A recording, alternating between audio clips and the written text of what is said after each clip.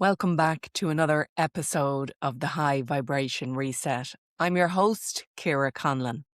And in this episode, I speak to Cathy Williams. Cathy is a movement and art therapy facilitator from Melbourne, Australia. And Cathy's work is all about helping people to connect to their body, their heart, and their mind. And she believes that the answers we seek lie within us. So in our conversation, we speak about why women doubt themselves so much and how we can get back in touch with our intuition. Cathy explains the difference between intuition and fear and how we can really understand those intuitive signals that we all receive.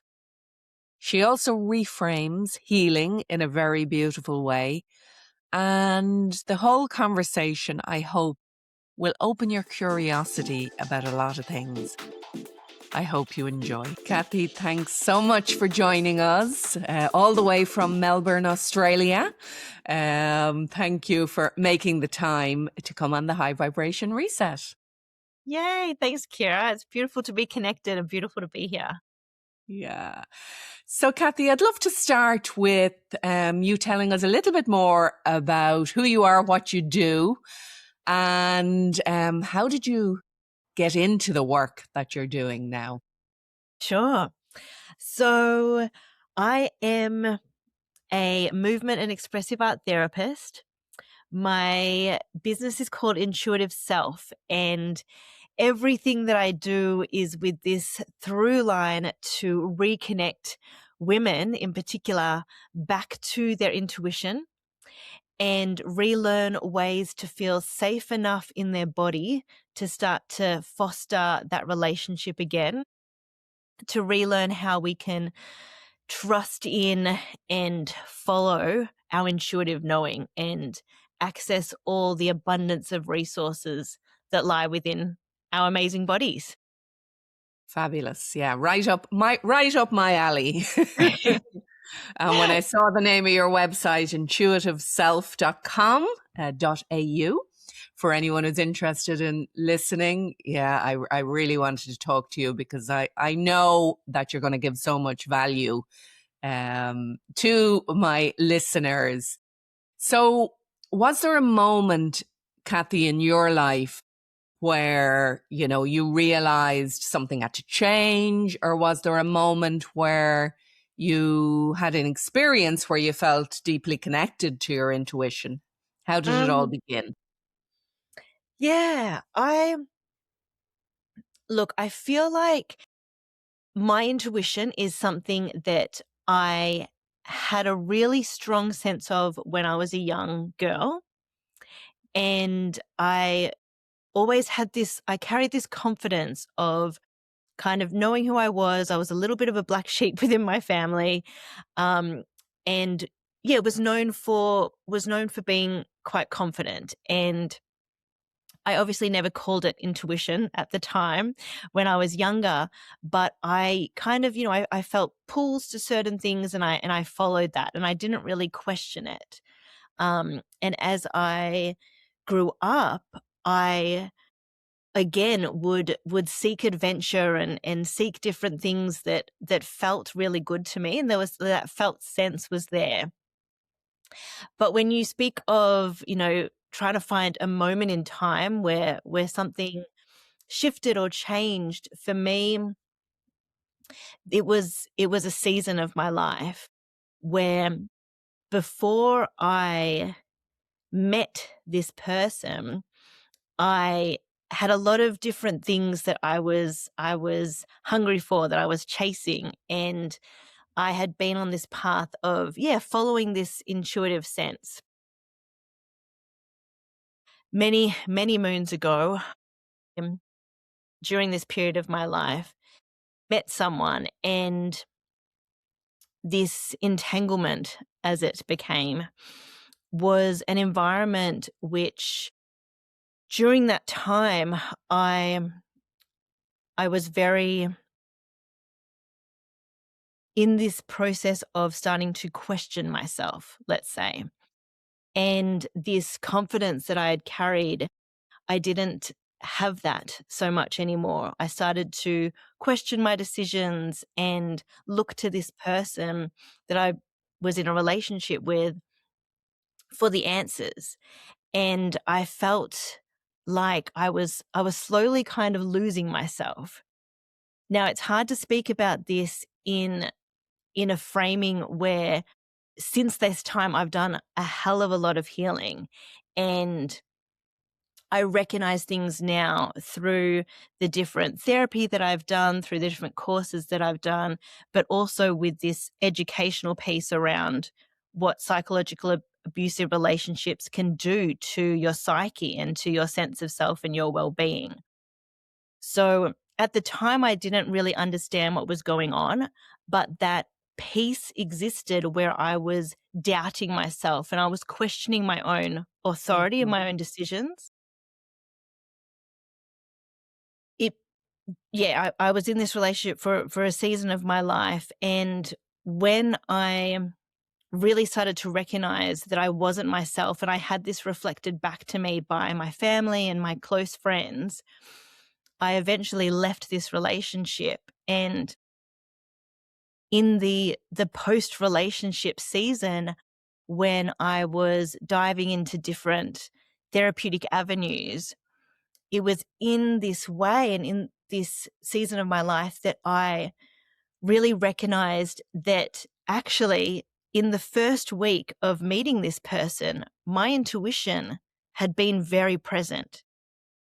It had been present through my body signals of questioning certain things that he was doing. Um, but at the time, I had overridden that, and I had given this person the benefit of the doubt time and time again. And Ciara, I share this because it was in this post relationship stage where I was really reflecting back on how I had gotten into this, and my self-talk around this piece was was really negative, and there was I was putting a lot of hate towards myself, or I should have known better, or I should have been able to pick up earlier. Yeah. And in developing this way of speaking to myself and growing compassion for my past self, I recognized that my intuition had been there all along, and I had actually abandoned my intuition.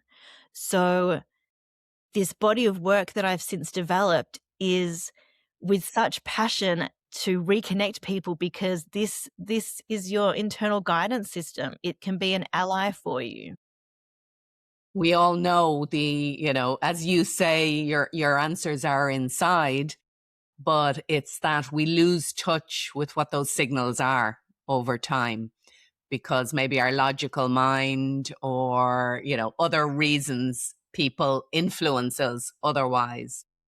So for you, when you started to do that healing work and you started to realize, yeah, those signals were there, are those signals still the same for you? Is it the same type of messages that you got back then that confirm this is the right thing for you as they are now? Does that change over time? Mm. Yeah, that's such a fascinating question, because I feel like our intuition speaks to us each individually in completely unique ways. And my experience and what I advocate for is that our intuition can speak to us through our body signals.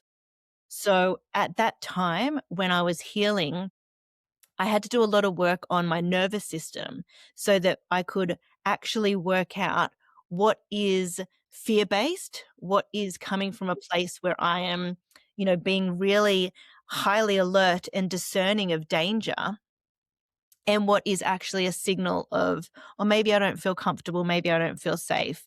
I'm actually going to say no to this.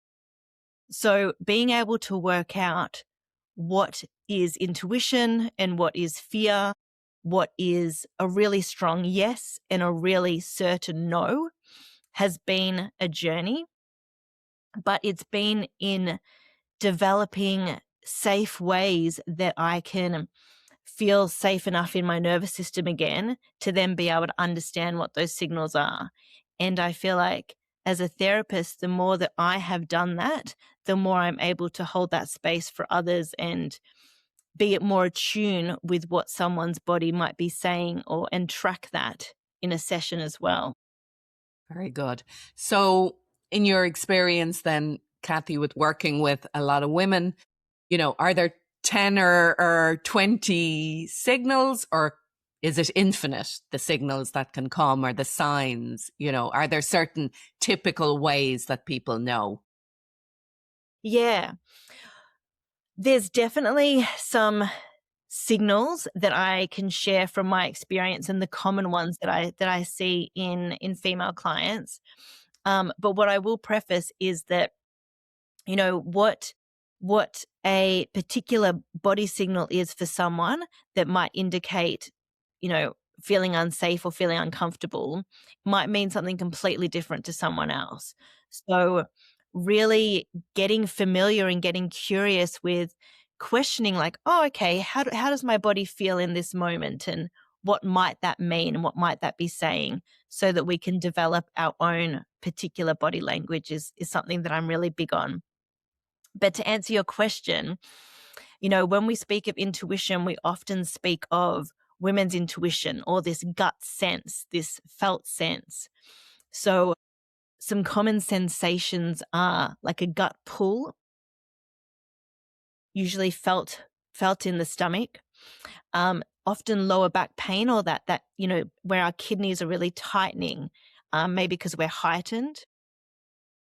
A common feeling is like a tingling sensation or an unease around the back of our neck or our shoulders. And a feeling of like pins and needles is a common one as well. So that body signal of, something's happening here. And what I do want to mention as well is that sometimes when we have had particular experiences, our body's way of coping or our way of coping with something as a response to something that's traumatic, we can often, for self-preservation, disconnect or dissociate from our body.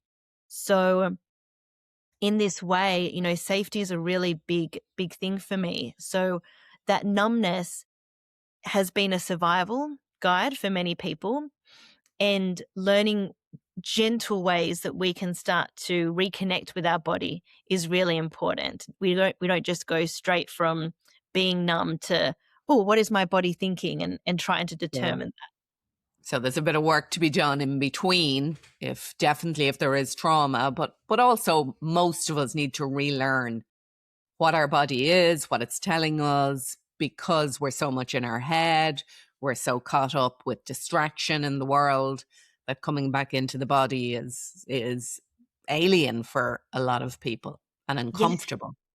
Yeah, and it's something that we're not often taught. It's almost taboo to speak about it as well. Sure, sure. And, those signs, let's say, that you were speaking about there, to me, they all sound like, oh, take care, don't go there. So those kind of signals. Um, and then, as you mentioned, there's quite a fine line between those and fear. So let's say you're getting those kind of signs towards maybe something big in your life, moving forward, or, leaving a job or starting a business.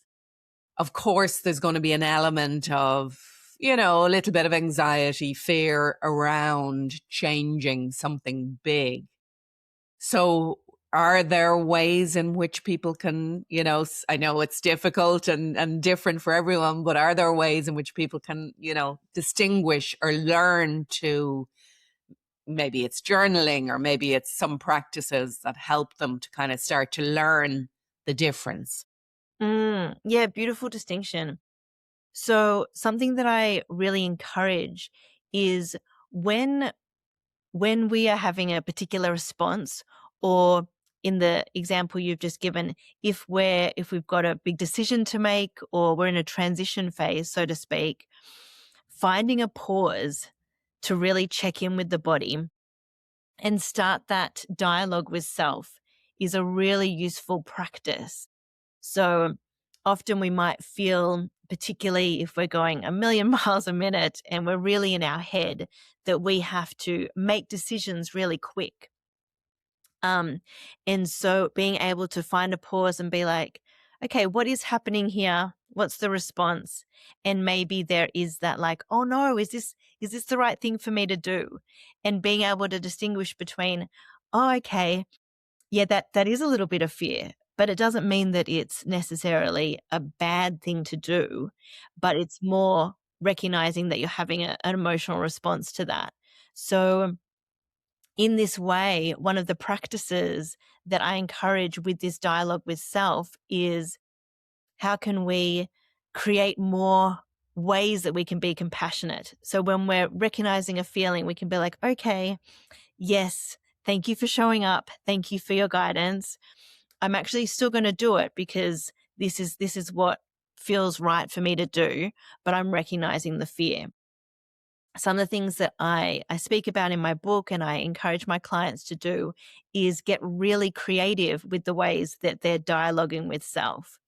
So bringing in different journaling practices, bringing in different creative, reflective drawing processes. So the colors, lines, and shapes as we sit with our body signals and recognize what's happening, actually be able to name it and identify it, not necessarily with words, but with imagery to represent different feelings and sensations.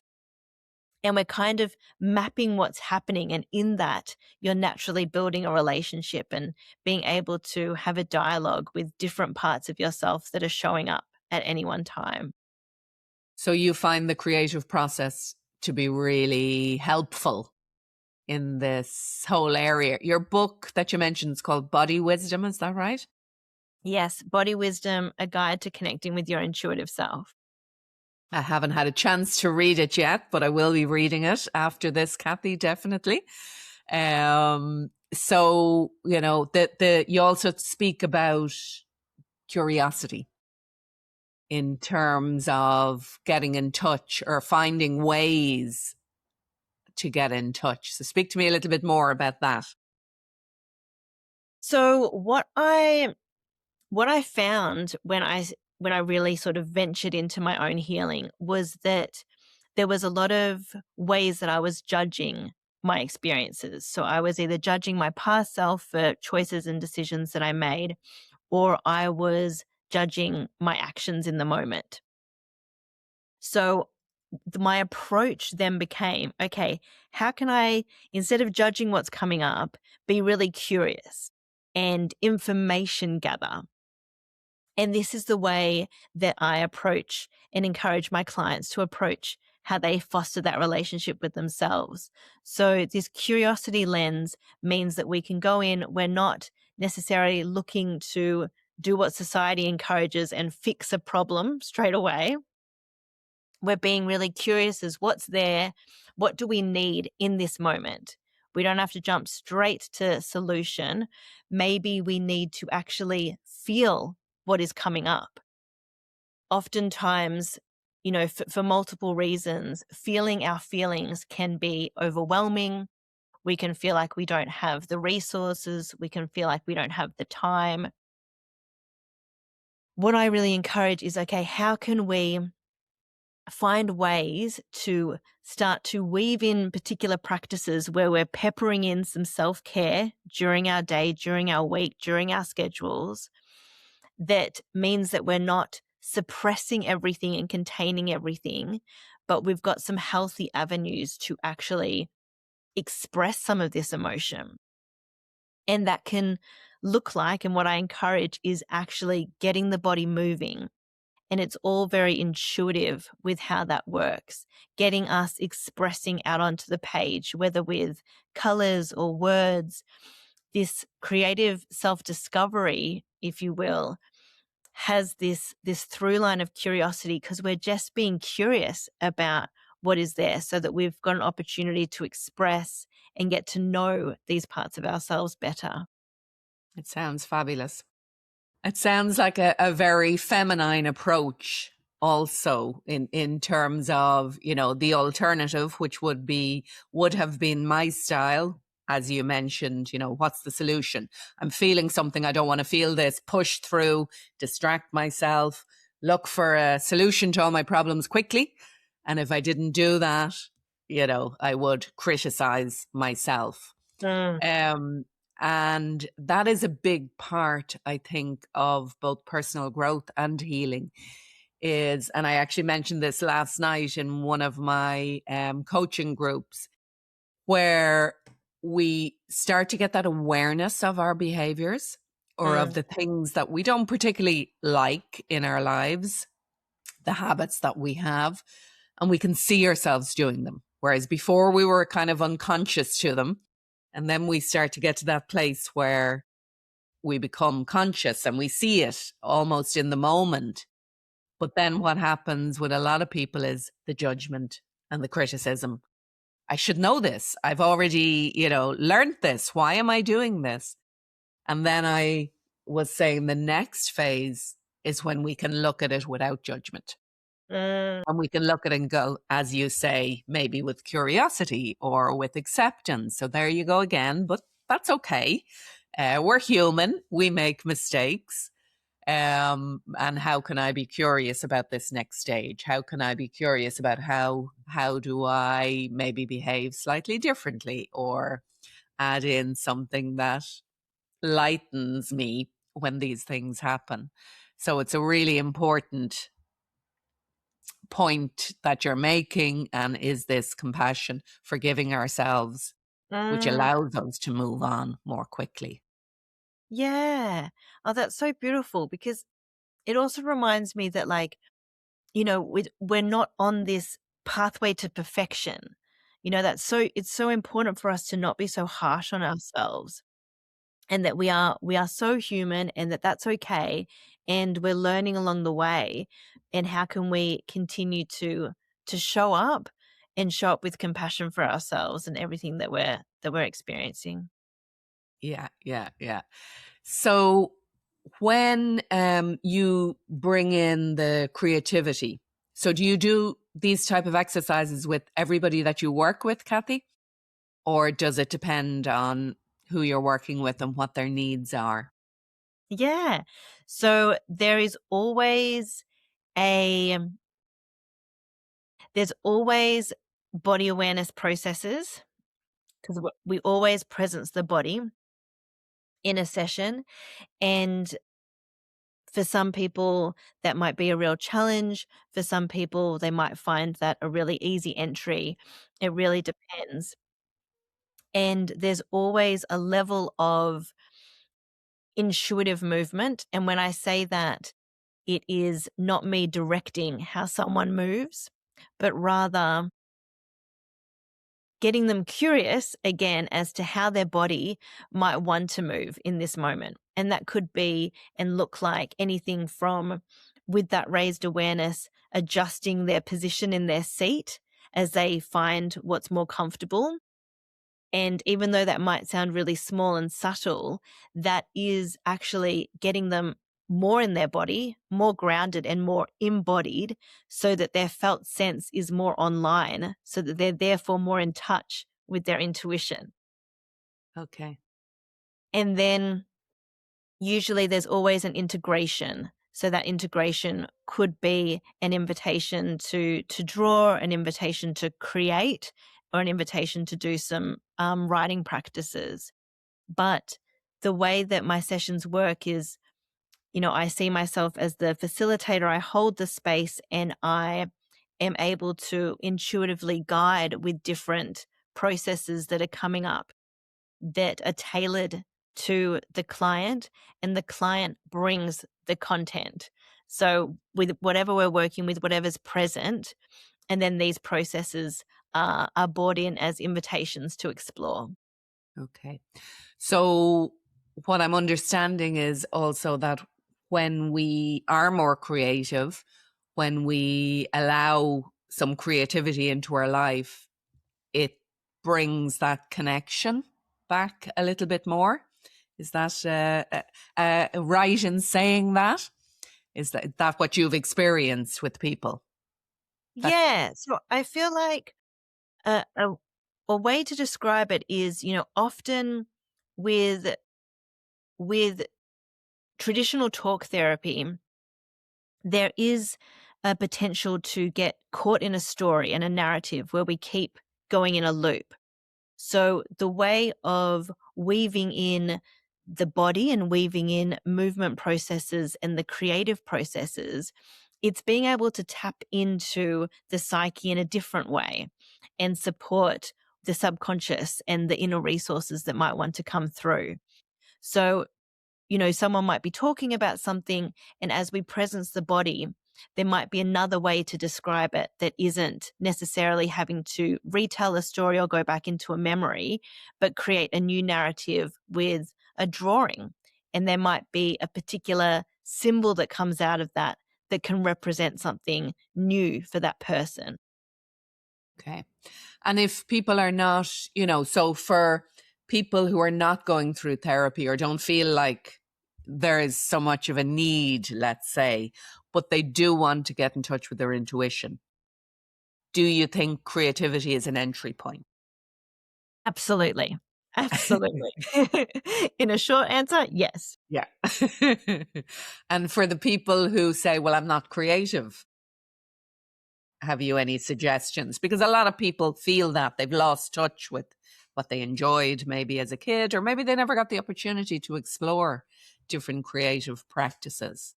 Yeah. So, any advice there, Cathy? Yeah, I feel like what I want to say to that is that, I believe that we all have an intuition. For whatever reason, we may have disconnected to it, we may not be as familiar with it. But again, I would encourage people to get curious about what intuition means for them and how has it potentially shown up in their life in the past. And start feeling into what that looks like. I am very familiar with, even if I just say to someone what I do, oh, I'm not creative. Oh, I could never do that. Very familiar with those stories.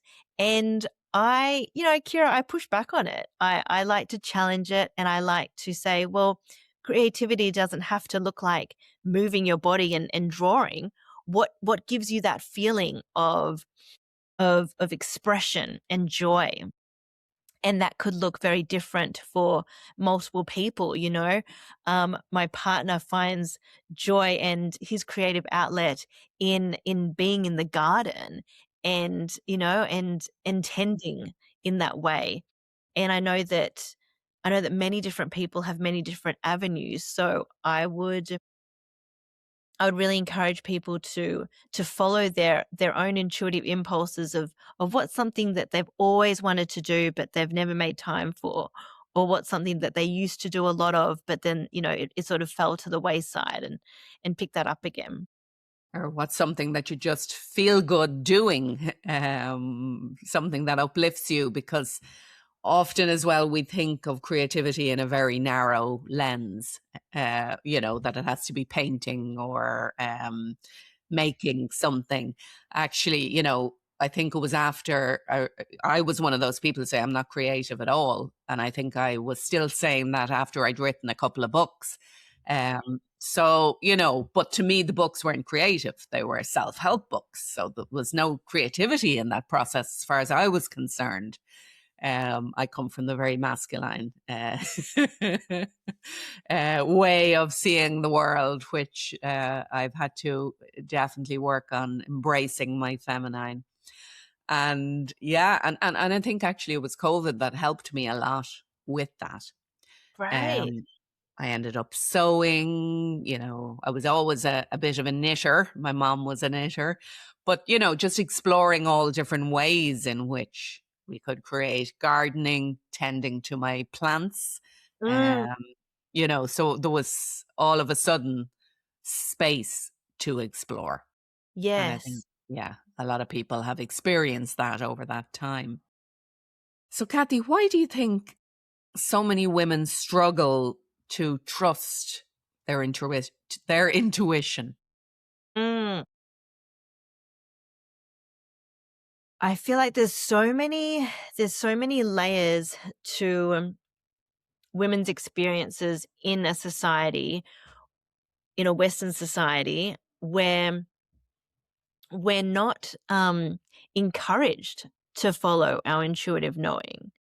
You know, whether it is, um, to speak frankly, the remnants of the witch's wound of having an intuitive sense and then being literally killed for it, um, and what that does to our psyche, to our sense of self, to, you know, even just giving our opinion and being belittled for that. I feel like from birth there are so many different ways in which women and people in female bodies and female experiences are taught to question, taught to dismiss their inner knowing, taught to play small, and taught to not listen to that inner voice and to fit in with the mold that society has created for us. In that, I feel like the carry-on effect is that we do have a lot of self-doubt and we do question ourselves. Um, I know there's lots of stereotypes and lots of ways in which we have found ourselves in, being the good girl, being the people pleaser.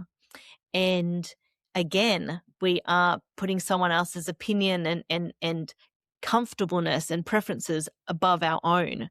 So all these ways we are essentially abandoning our intuition, and where we might recognize it and we might even be able to know, oh, this doesn't feel right, but I better do this, or I better go this way.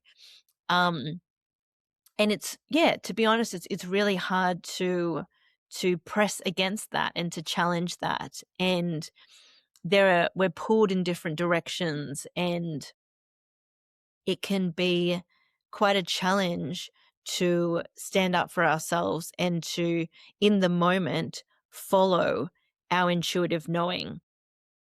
What I will say though is that the more familiar we become with our intuition, and the more we give our intuition and therefore our body evidence that we are following it and trusting it, not only do we feel safer in that relationship and more confident to be able to do that time and time again, but what I've found since being on this path is that, even in friendships or dynamics with work, I will let my intuition guide me there. And that has meant that I now, I surround myself with people who encourage me and my intuition. I have beautiful opportunities to connect with people, and that feels like quite an intuitive connection. So the more that I have done that, the more positive my experience has become. But it is a practice, and it is something that unfolds over time. Yeah, yeah. And it's funny as you're talking there as well, just thinking about there was real danger associated. So probably, through the generations, our nervous system has evolved to say, keep your mouth shut. Don't tell anyone if you're sensing anything, feeling anything, because that's, something that, as you say, you might get burned for, hung for, or definitely banished for. And Yeah. actually, my mother was had a very strong Catholic belief, but yet she was psychic as hell. Yeah. But she never validated it. She would know when somebody was going to call to the door. She would know, if the phone was going to ring. She just had this knowing. What she also had as well was, and only in later years, I realized she had an animal for everybody.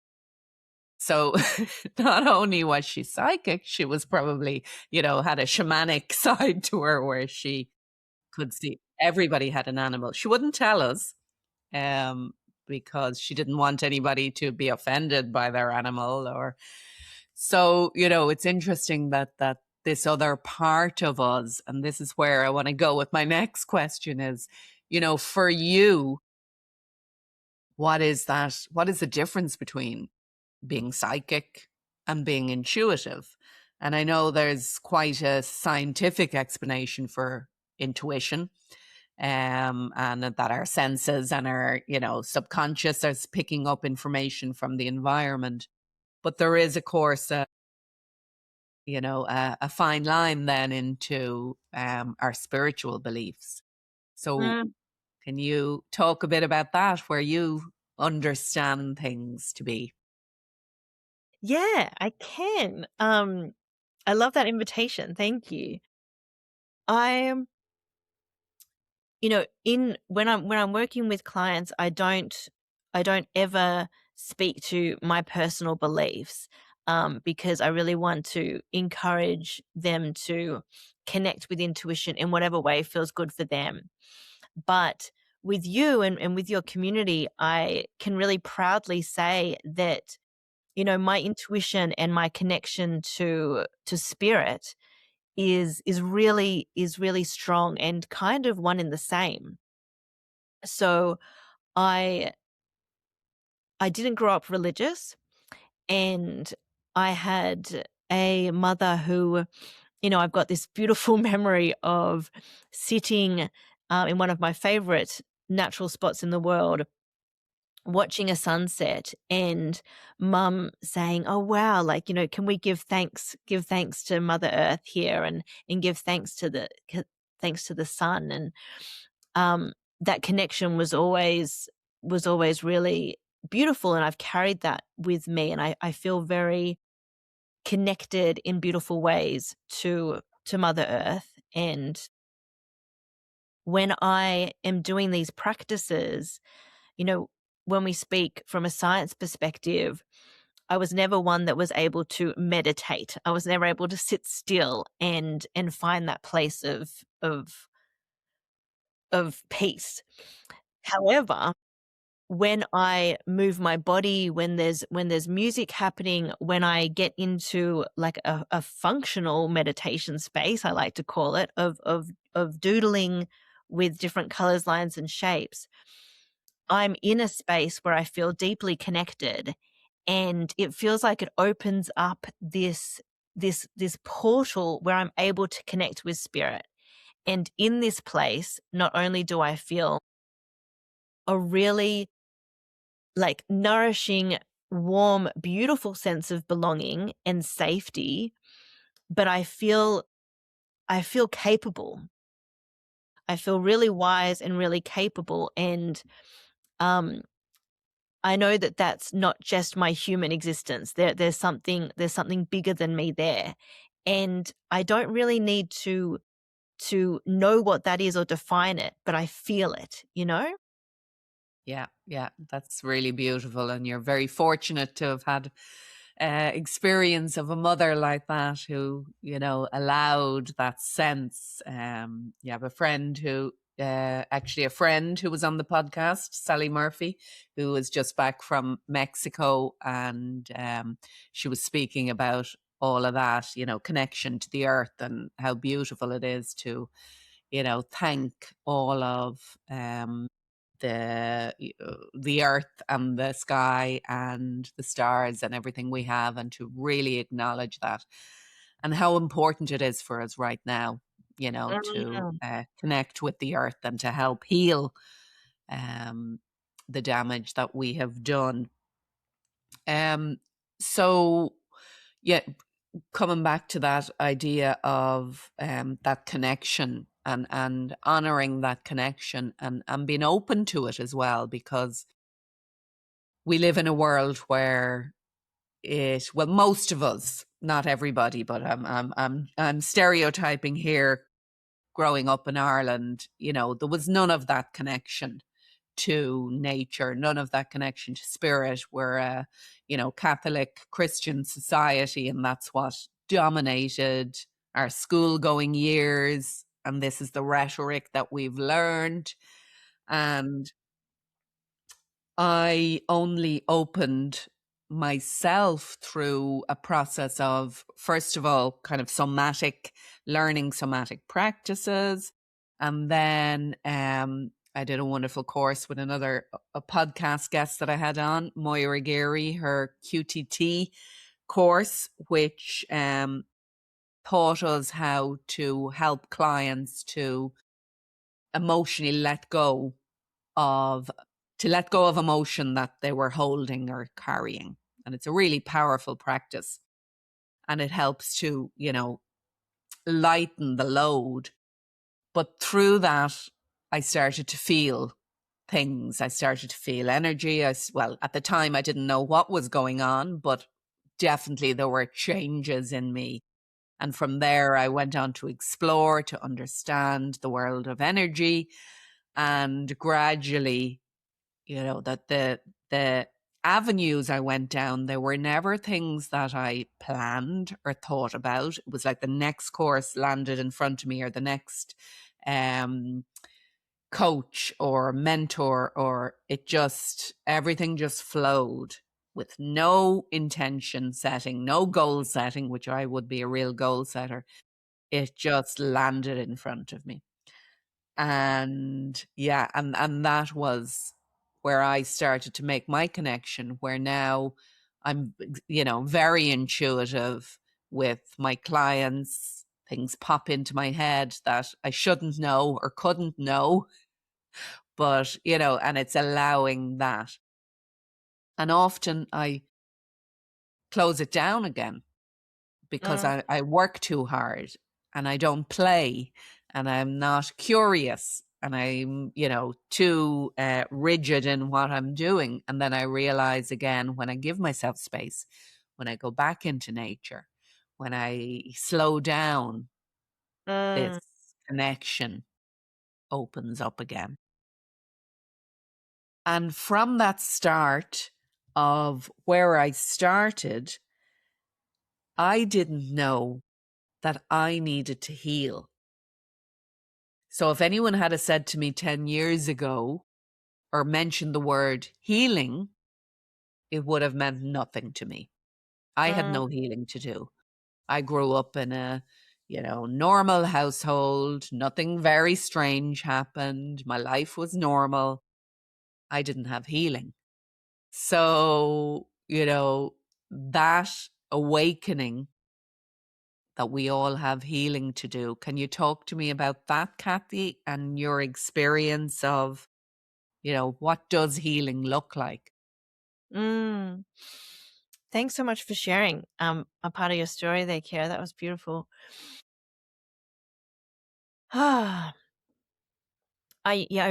do hear you on our resistance to healing, and I think it's a terminology piece. We've got particular connections and associations with the words therapy and the word healing, and I think oftentimes, there is a bit of self-denial, or like, oh no, that's not for me, or nothing major might have happened that I need to dive into or delve into or fix again. And again, like I feel that there's so much to our human experience, and there's so much to experience when we are open and when we're curious.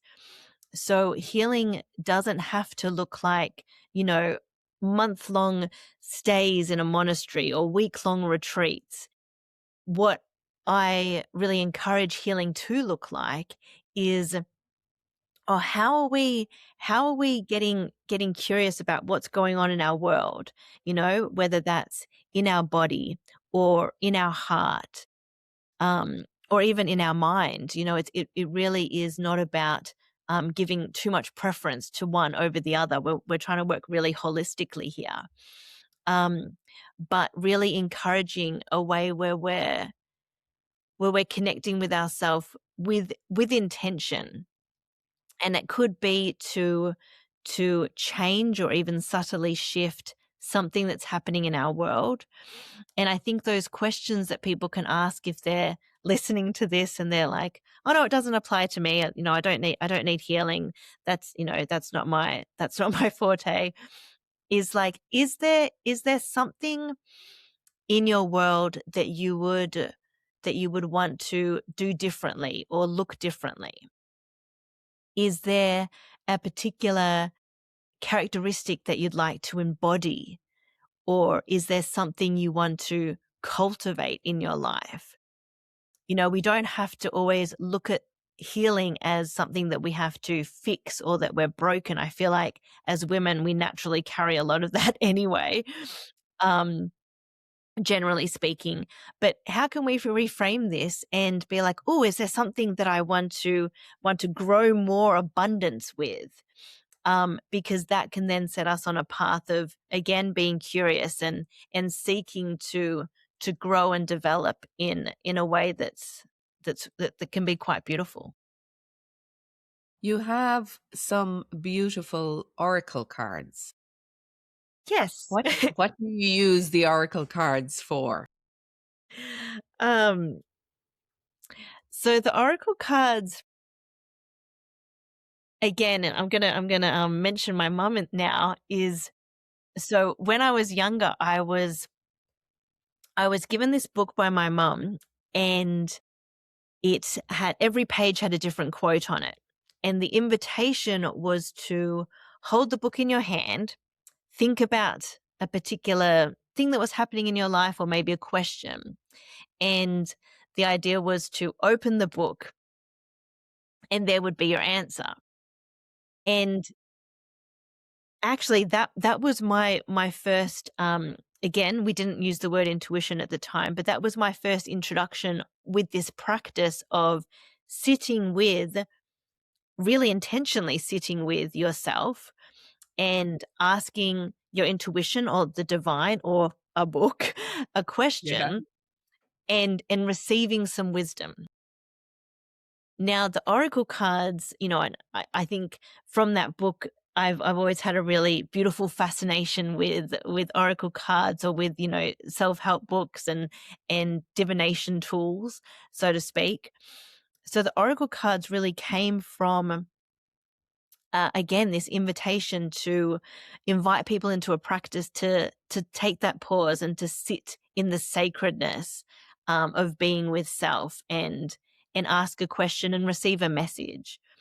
So yeah, the oracle cards came, I guess, as an addition to the book. The illustrations come from Grace Reckler, who was the graphic designer of Body Wisdom, and the messages there are handwritten by myself and are a series of different insights and wise messages that um, have become, yeah, mantras, so to speak, of how I live. And for anyone who's curious about getting in touch with themselves in new and creative ways, I really encourage that as a practice.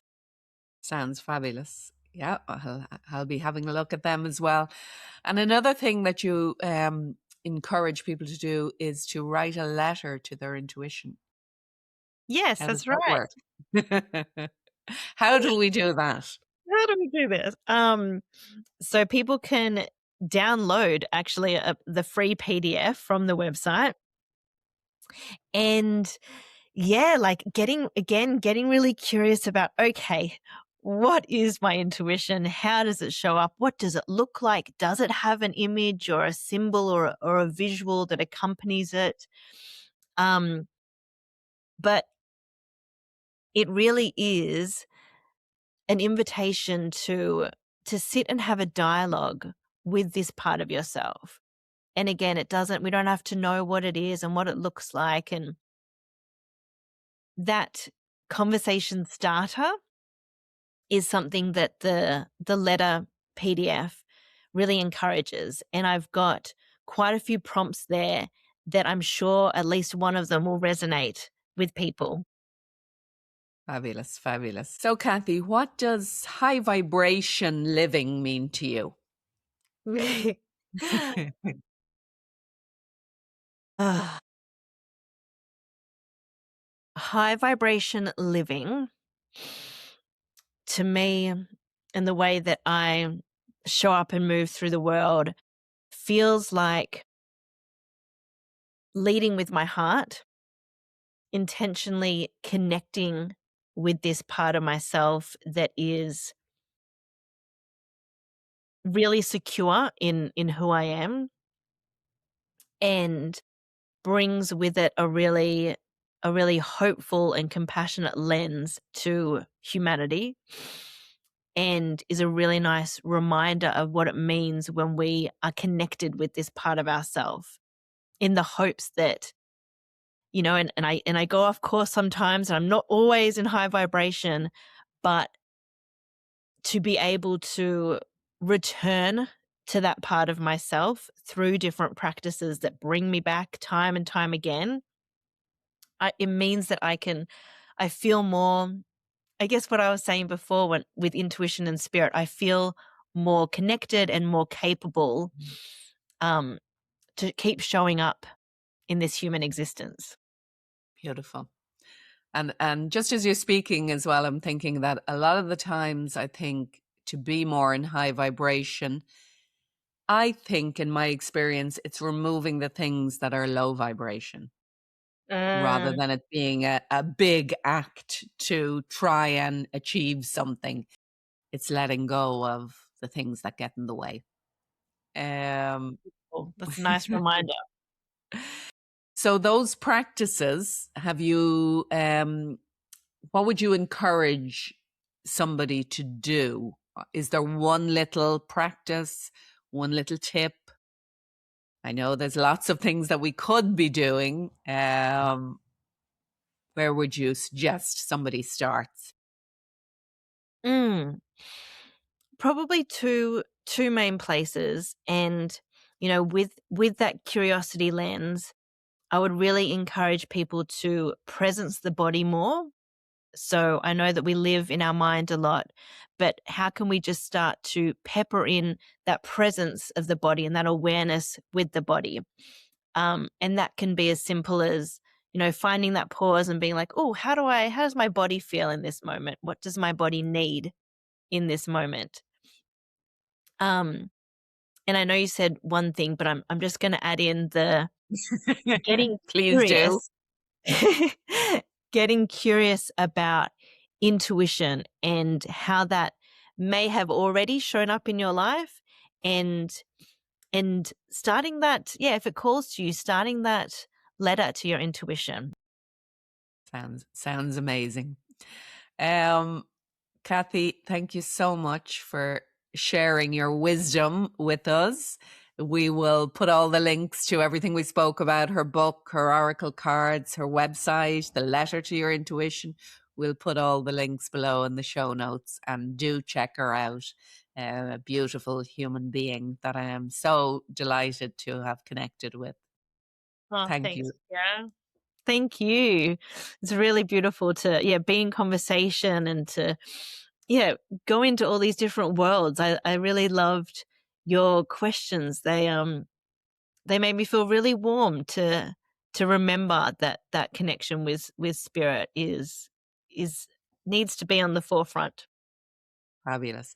And just before we let you go, what's next for Cathy Williams? Mm. What's next for me is, in this process of having loved writing body wisdom, it's um compiling and finalizing heart wisdom, Oh, which is not just my own stories, but I've weaved in. There was a group of 12 women that I got to work with last year, and each of them have contributed their own heart wisdom through stories and poetry and creations. It was a beautiful journey, and yeah, in talking about high vibration and that heart self, it's a beautiful, beautiful anthology of women's creations. fabulous. So when will that be coming out? I hope to launch it in June. Okay. you'll have to let us know. Will do. Thank you so much for your support. Not at all. Thanks again, Cathy. And yeah, have a beautiful inner day. Thanks, Ciara. I hope you enjoyed the episode. Now, make sure you check out Cathy on her website, intuitiveself.com.au, and you'll find her book, oracle cards, and any resources we spoke about in the episode. So thanks for tuning in, and please share and follow the podcast so we can reach more people. And as always, have a beautiful inner day.